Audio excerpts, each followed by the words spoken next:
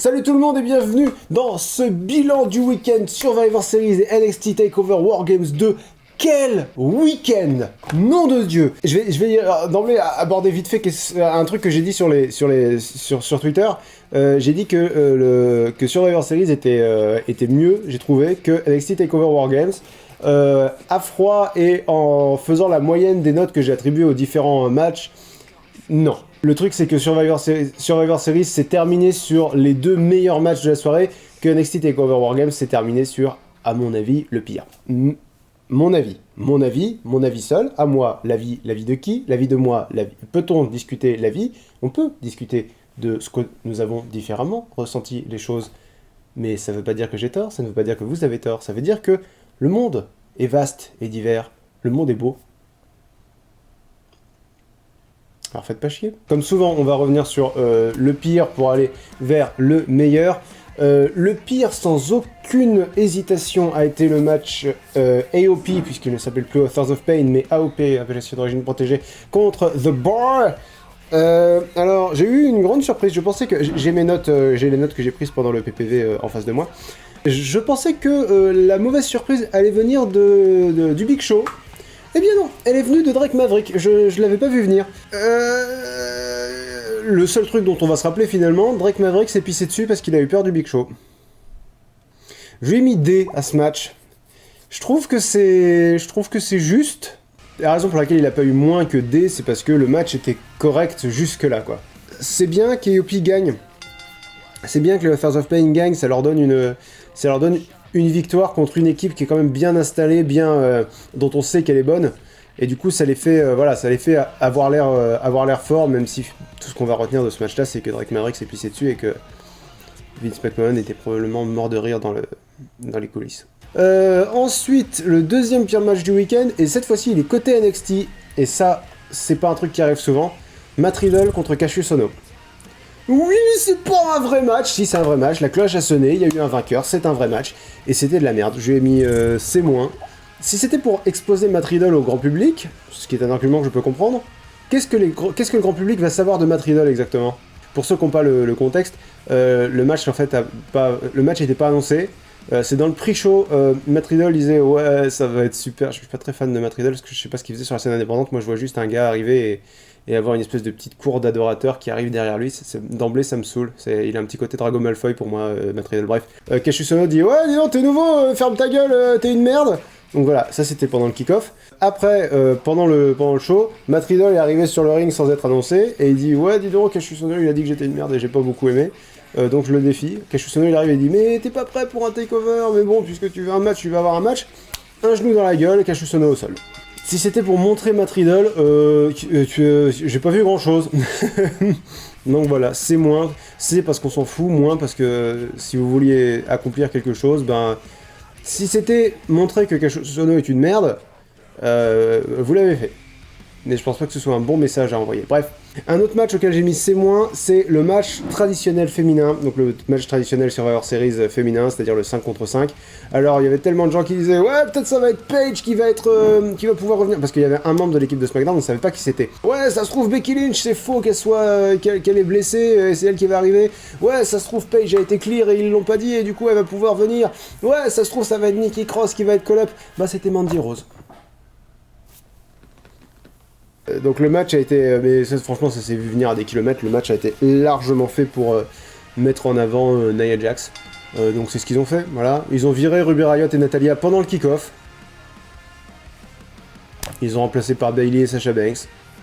Le match était totalement anecdotique. Est-ce que j'ai pris des notes? Mandy Rose surprise et Naomi capitaine, bon bah nul. Et j'écris, je suis assez d'accord avec moi-même. Nia Jax huée comme jamais. C'est à la fois bien et saoulant qu'ils mettent... Parce que Nia Jax a blessé IRL Becky Lynch en lui mettant un vrai coup de poing dans la gueule. Et ils se servent de ça dans la fiction. C'est-à-dire ils disent ouais regardez Nia Jax, elle est vraiment très très forte, elle a explosé la tronche de Becky Lynch au point qu'elle pouvait pas être là ce week-end. Je suis partagé vis-à-vis de ça.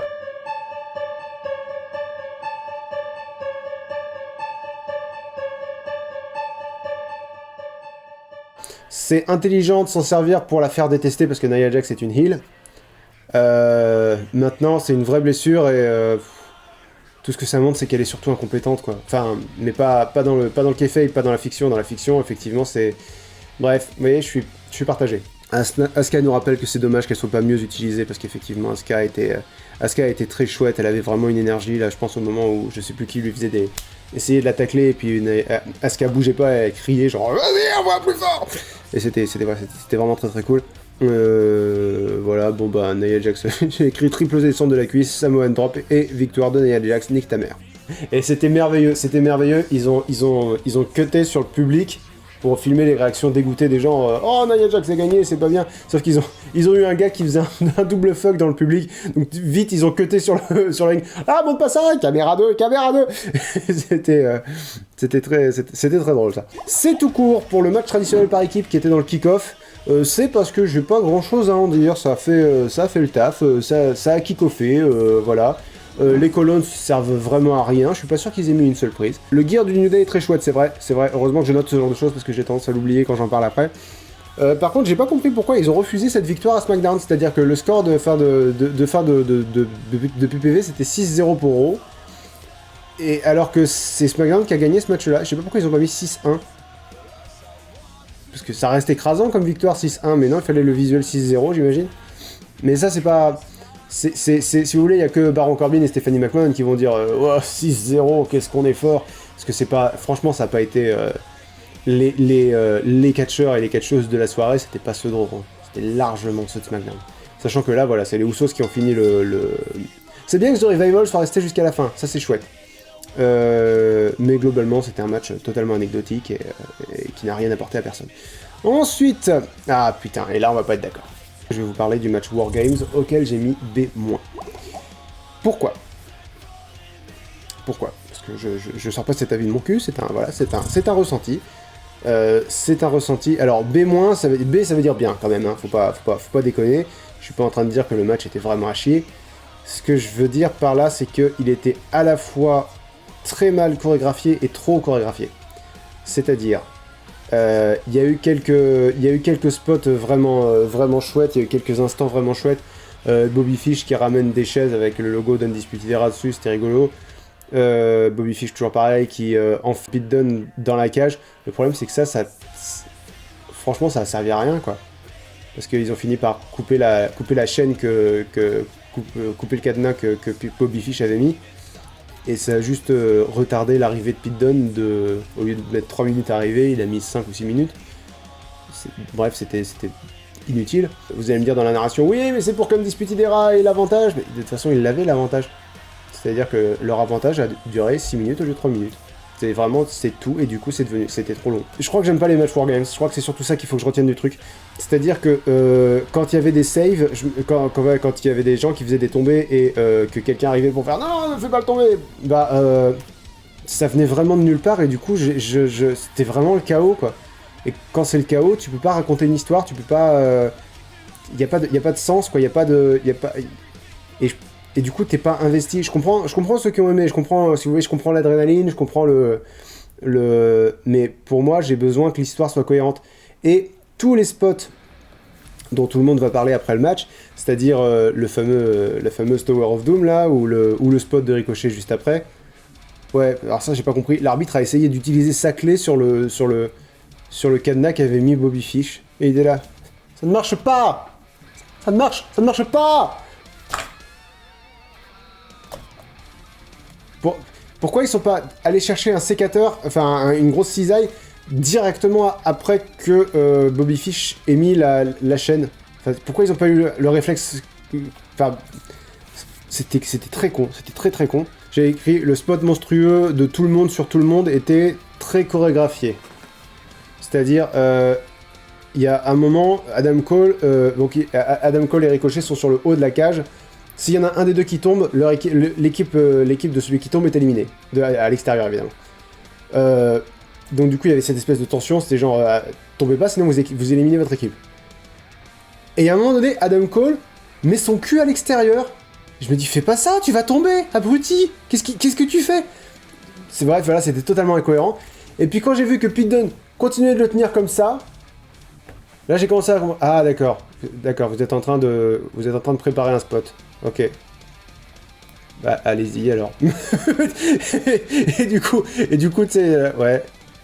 Non mais allez-y, hein, invitez-vous. De toute façon, ils vont pas bouger. Vous préparez le spot, donc il y a, voilà. Moi, je me suis rajouté, et moi, je me suis rajouté, et moi, je me suis rajouté derrière, et moi devant, et bra. Et du coup, pendant que ça se fait, pendant que t'as tout ça qui s'organise, je pouvais pas penser à autre chose que. Non mais là, ça me sort totalement du match. C'était totalement incohérent, quoi. Pourquoi Adam Cole se met le cul dehors? Pourquoi je crois que c'est Bobby Fish qui prend aucun impact dans ce truc-là. Et du coup, tu vois que ça. Tu vois que le gars qui... t'es tombé de 60 cm et t'es même pas tombé, on t'a posé. Donc, c'était... Voilà, t'as aucune raison d'avoir mal. Pareil pour un des deux Warriors, celui qui a fait le powerbomb, celui qui était au milieu de la Tower of Doom. Bah, il a pris aucun impact. Donc, non, c'était vraiment très mauvais. Et ensuite, Ricochet a fait son spot, c'est-à-dire un double backflip du haut de la cage. Alors, il est tombé à côté. C'est très rare que Ricochet tombe à côté, et quand Ricochet tombe à côté, bah, ça casse l'immersion, hein, forcément. Mais surtout, il n'y avait pas besoin que Ricochet tombe à côté pour casser l'immersion, parce que ils étaient tous en bas, dans la cage, dans le coin, en train de... Alors évidemment, l'explication IRL, c'est que ils attendaient de pouvoir réceptionner Ricochet, mais dans le kayfabe, c'est-à-dire dans la fiction, quoi. Qu'est-ce qu'ils foutaient tous dans le coin? J'ai l'impression qu'ils étaient en train de pousser le coin de la cage. Il y avait Adam Cole qui essayait de donner des petits coups d'avant-bras, genre ah, on se tape, parce qu'on est un peu là pour se taper tout de même. Mais ouais, non, c'était... Alors, il y a de plus en plus de soleil, je vais essayer de finir cette vidéo relativement vite, parce que le soleil va arriver par là, enfin, il fait... Et entre ces spots-là, qui étaient vraiment trop chorégraphiés, qui me sortaient complètement du match, bah, de toute façon, j'étais pas dedans. C'est-à-dire, c'était le bordel, et j'arrivais pas à être investi, du tout. Donc voilà, mon avis sur Wargames, je pense que c'est le type de match Wargames que j'aime pas. Ensuite, l'autre match... non, on passe à un B+, c'est ça. B+, avec Seth Rollins contre Shinsuke Nakamura. Pour un match qui avait aucun enjeu, je trouve qu'ils ont vraiment géré.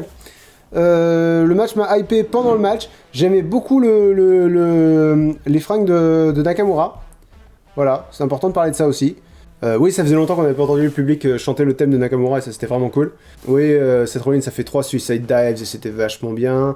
Il y a plein de near falls auxquels j'ai tous cru. Bah, pas tous, c'est-à-dire le Superplex Falcon Arrow, c'est sûr que ça finit jamais le match, mais le Kinshasa dans la nuque de Seth Rollins, j'ai cru que Nakamura allait gagner le match. Frog Splash esquivé, puis Kinshasa dans la nuque, c'est ça, voilà, c'est ce spot-là que j'ai vraiment... Je pensais vraiment que ça allait être la fin. Une très jolie séquence finale, parce que Seth Rollins soigne toujours très bien ses séquences finales. Et un stomp, et la victoire de Seth Rollins. Et ils ont annoncé Seth Rollins contre Dean Ambrose à TLC pour le titre intercontinental. J'ai hâte. Ensuite, toujours avec B+, non, n'importe quoi, avec A-, Kairi Sane contre Shayna Baszler. Ça fait toujours un peu redite, et puis le match était un peu court, j'ai trouvé. Mais il était très bien, parce que les deux femmes sont géniales.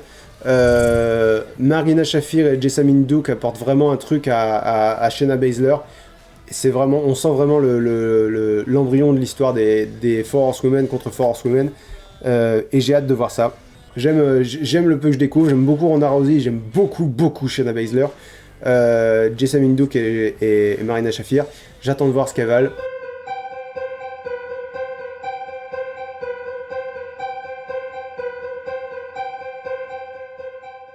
Pour l'instant, j'aime bien ce que je crois percevoir déjà. Ensuite, après Kairi Sane contre Shayna Baszler, nous avons le match traditionnel masculin, donc le 5 contre 5 masculin.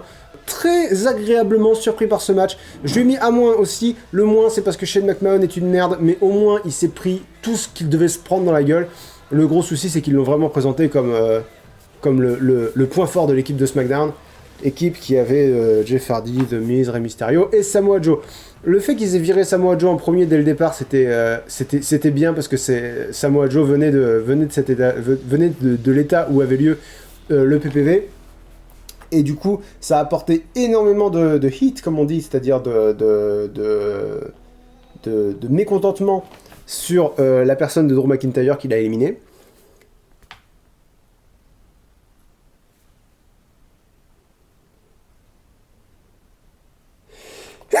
C'était tellement couru d'avance que le but était de remettre en avant les gars de Raw que, bon, autant qu'ils se fassent éliminer tôt, quoi. C'est dommage qu'ils aient éliminé Finn Balor aussi, ça c'est un peu dommage. Que Finn Balor soit pas inclus dans cette liste des forces, des grosses forces vives de Raw. Maintenant, ce que j'ai vraiment beaucoup aimé dans ce match, c'est qu'ils ont remis en avant Braun Strowman. Et il avait besoin d'une victoire forte, Braun Strowman. Il avait besoin d'être mis en avant comme le monstre inarrêtable qu'il a été pendant très longtemps, qu'il était plus du tout après l'histoire avec Brock Lesnar et avant ça avec le Shield. Donc c'est bien, ça y est, Braun Strowman soit est revenu, soit commence à revenir. Et le fait qu'il soit dans une espèce de rivalité avec Baron Corbin, Drew McIntyre et Bobby Lashley, j'ai l'impression que Bobby Lashley est affilié à ce groupe-là, enfin on verra à Raw. Mais voilà, ça m'a donné envie de voir la suite à Raw, et du coup ça c'est vraiment bien. Donc non, franchement le match a été très bien, et je me suis beaucoup plus éclaté dans ce match-là que dans le match War Games. Je sais que c'est pas une opinion populaire, mais qu'est-ce que tu vas faire, c'est la mienne. Ensuite, toujours avec A-, le match Cruiserweight, Buddy Murphy contre Mustafa Ali. Ah, parce qu'ils sont géniaux tous les deux, en particulier Mustafa Ali dans ce match-là, il était vraiment génial. Et moins parce que le match était court, c'est-à-dire que je sais pas pourquoi il leur donne moins d'espace dans les PPV que à 205 Live. C'est-à-dire que ils ont des matchs plus longs et mieux construits dans leur show hebdomadaire. Le Spanish Fly du haut de la table des commentateurs, c'était très cool. C'est à partir de ce match-là que la soirée a commencé à devenir plus intéressante. Seth Rollins contre Nakamura qui était bien, mais sinon c'était AOP contre The Bar dont tout le monde se fout, le match traditionnel féminin dont tout le monde se fout, le match traditionnel des équipes dont tout le monde se fout. Bref, c'était pas parti pour être une grosse soirée. Et puis il y a eu ce match Cruiserweight pour dire allez c'est parti, maintenant on passe au vrai PPV, et c'est ce PPV là que j'ai gardé en tête. Donc j'ai écrit le match commence à 100 à l'heure, magnifique tornado, c'était pas exactement un tornado DDT de Mustafa Ali, c'était l'espèce de DDT bizarre qu'il a fait à l'extérieur du ring qui était vraiment énorme. Murphy jette Ali à l'extérieur, c'est tellement violent, en plus Somersault plancha, bref, Buddy Murphy en a mis plein la gueule à Mustafa Ali, et cette fois-ci ça a suffi parce que dans leur dernier affrontement c'était Mustafa Ali qui avait gagné. Cette fois-ci, le champion reste champion et c'est une bonne chose. Et j'ai hâte de voir qui sera son prochain challenger. Je pense que ce sera Cedric Alexander pour que Buddy Murphy puisse confirmer sa victoire. Je sais pas, j'attends de voir, mais ça me semblerait cohérent. Alors j'ai mis A à ce match-là parce que je l'ai trouvé très très bon, très très bon. Daniel Bryan contre Brock Lesnar. J'étais au comble du suspense pendant tout le match. Quand le match a commencé, j'étais pratiquement sûr que Daniel Bryan pouvait gagner. Et pendant tout le match, c'était, il y avait cette espèce de... Les matchs de Brock Lesnar, s'ils sont nuls, c'est pas parce que Brock Lesnar gagne, c'est parce que tu sais que Brock Lesnar va gagner, et tu sais qu'il va mettre aucun effort dedans. Là, non seulement il a foutu l'effort, mais en plus, rien n'était sûr. Rien n'était sûr du tout. Du coup, c'est pas grave que Brock Lesnar gagne ce genre de match, parce que c'était un bon match, tout simplement. D'ailleurs, il y a juste à voir, juste à voir la façon dont j'ai pris mes notes, en majuscule, tout en majuscule, plus d'arbitre, à la ligne, les couilles, à la ligne, running knee, à la ligne, juste 3 points d'exclamation. J'étais, mais à fond dans ce match. J'étais hyper hypé. Vous voyez la différence de spot, par exemple, au départ, ça commence vraiment. Brock Lesnar construit le match comme un match de Brock Lesnar, c'est-à-dire allez suplex. Et là, c'est là que j'ai commencé à me dire je pensais que Daniel Bryan allait gagner, mais finalement, ça sera un squash match exactement comme les autres. Et c'est dommage de finir le PPV sur cette note de merde. J'aurais préféré finir sur une bonne note, d'autant que les 3 matchs qu'il y a eu juste avant étaient très bien. Donc voilà, c'est décevant, mais bon, c'est Brock Lesnar est décevant. Et Daniel Bryan était au sol, immobile, inerte, il répondait plus. Brock Lesnar va pour le récupérer, Daniel Bryan lève juste un pied, blam, lui met un coup de pied dans la gueule. Brock Lesnar dit wow, il s'y attendait pas du tout, du coup il a très mal pris. Ce spot-là m'a 100 fois plus hypé que le Tower of Doom de NXT War Games. Le Tower of Doom était hyper attendu. C'était impressionnant parce que c'était plein de gens, c'était regardez, chorégraphie. Que le coup de pied de Daniel Bryan, non seulement je m'y attendais pas, Mais en plus, il y avait l'espoir. Il y avait l'espoir que peut-être que Daniel Bryan allait gagner, tu vois. Il y avait l'histoire allait quelque part. J'étais pris dans la narration. Je vais vraiment adorer cette version de Daniel Bryan, la version sans pitié de Daniel Bryan. J'ai vraiment hâte de voir ce qui va devenir par la suite parce que ce match-là m'a laissé entrevoir vraiment de très belles choses. Et ça fait du bien de voir Brock Lesnar s'investir dans un match. T'es vraiment dedans. Il a vraiment vendu les attaques de Daniel Bryan. Enfin bref, c'était vraiment très très cool. Je l'ai trouvé meilleur que Brock Lesnar contre AJ Styles l'année dernière. Peut-être parce que je découvrais le personnage de Daniel Bryan et que j'aimais beaucoup ce nouveau personnage. Bref, excellent match. J'ai vraiment beaucoup aimé ce match-là. Mais nous avons 3 matchs meilleurs sur l'étendue du week-end.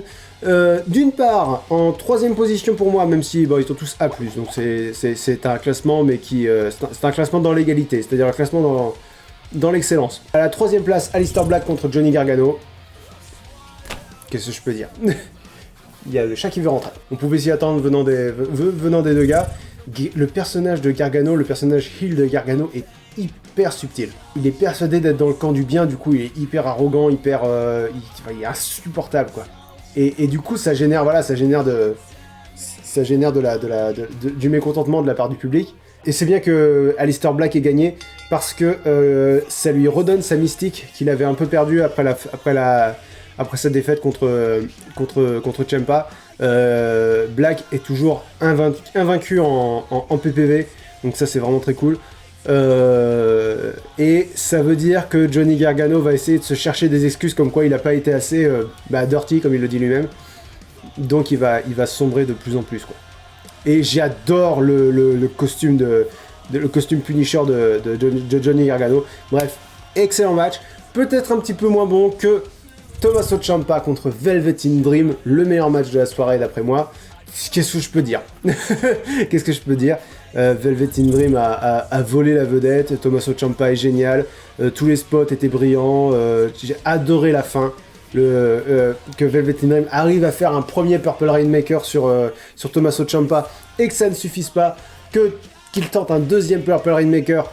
Thomas à l'extérieur du ring, enfin non même pas à l'extérieur du ring, sur le rebord du ring, c'est-à-dire la partie la plus dure du ring comme chacun sait, il tente un Purple Rainmaker, bam, Tommaso Ciampa l'esquive, Velveteen Dream s'explose le coude, on l'a vu hurler un certain mot à 4 lettres anglais que je vais pas m'amuser à répéter parce que sinon ma vidéo va se faire démonétiser.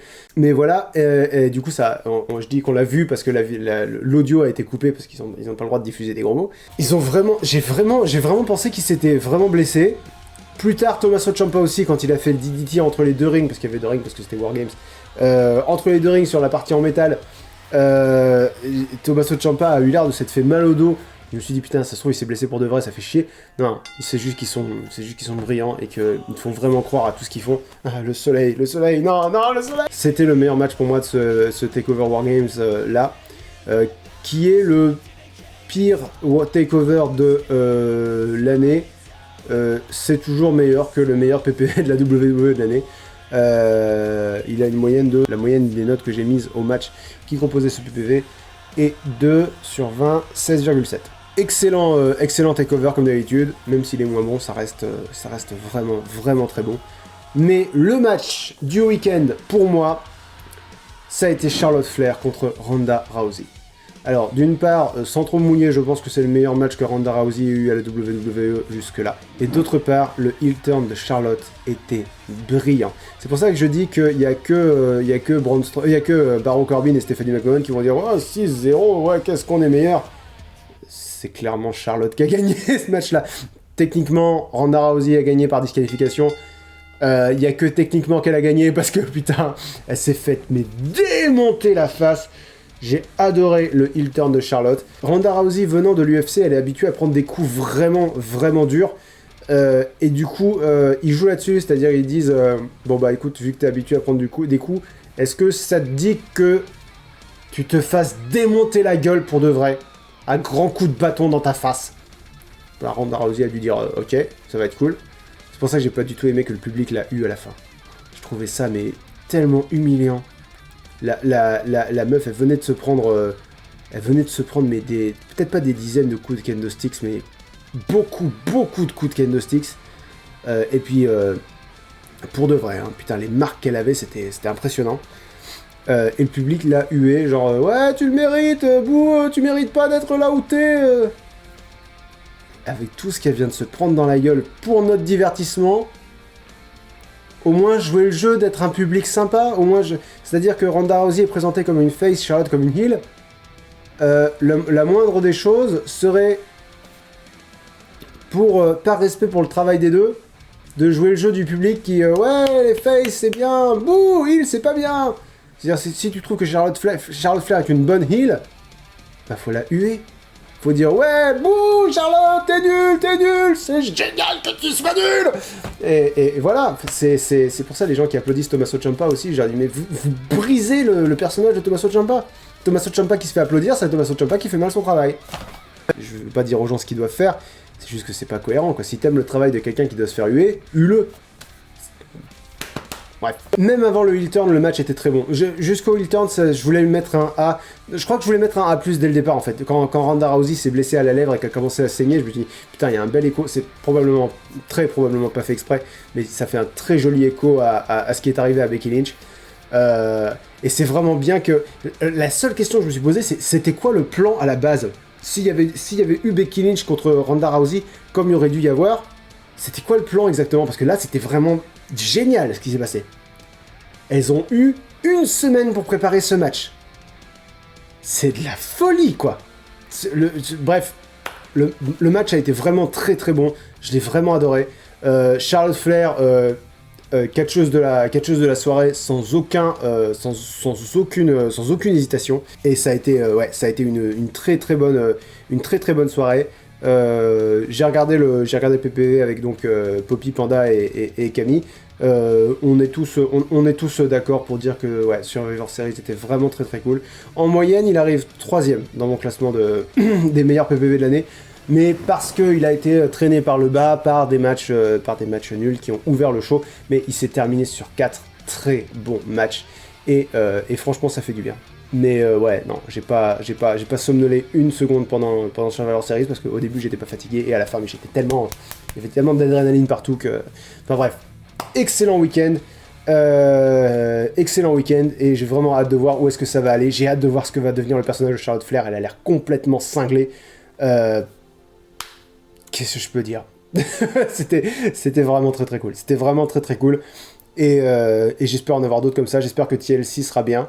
En tout cas, on se donne rendez-vous donc mi-décembre pour faire le pronostic de TLC. Et sinon, bah, on continue. Voilà, let's play Spider-Man lundi et mercredi. Let's play 2K19 toujours samedi. J'essaie de tourner des épisodes en avance pour pouvoir passer à 2 épisodes par semaine. Et restez abonnés sur la chaîne Link the Sun aussi parce que j'ai une parenthèse qui va pas tarder à arriver, je pense. Bon, bref, le temps que je travaille dessus. En tout cas, bisous à tous et bonne fin de journée. Ciao!